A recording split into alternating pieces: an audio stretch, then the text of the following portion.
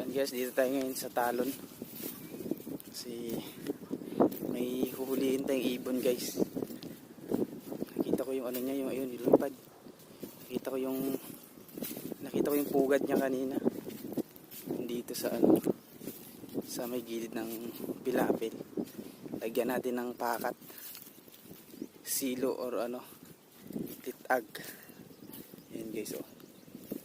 Ayan ang kanang itlog, may apat na itlog.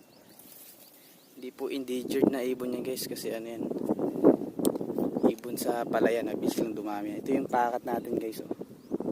Ito yung pang litag natin. So yan guys, lagyan na natin ng ano, trap.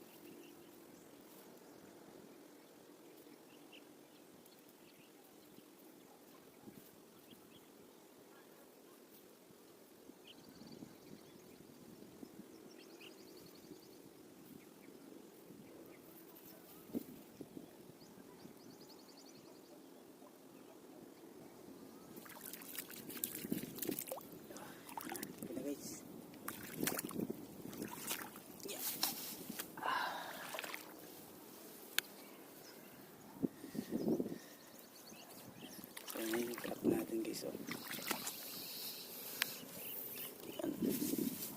Ayan yung stick niya. Ito pag gumapak siya dito guys, ayan yung tali natin, oh. Huli yan guys. So ayan, abangan natin guys. 2,000 years later. So yes, dito tayo sa trap natin. Ayan, nahuli na yung ibon na hinuhuli natin guys. Ayan, oh. Nakabitin siya, oh. Nakabitin na guys.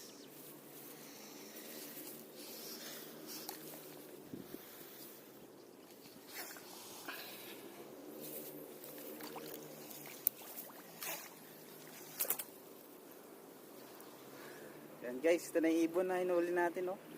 Taba to guys. Ang taba, oh.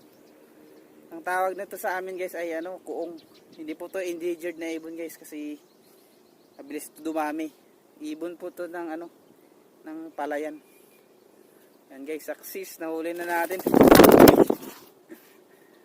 Gusto pang lumipad. Ito yung kanyang itlog guys, oh. Apat yung itlog niya. So, ayun yung itlog niya, oh. Sana Pinoy pa to. Or balot na, pwede din. Sarap na din, pwede na din yun. Success guys.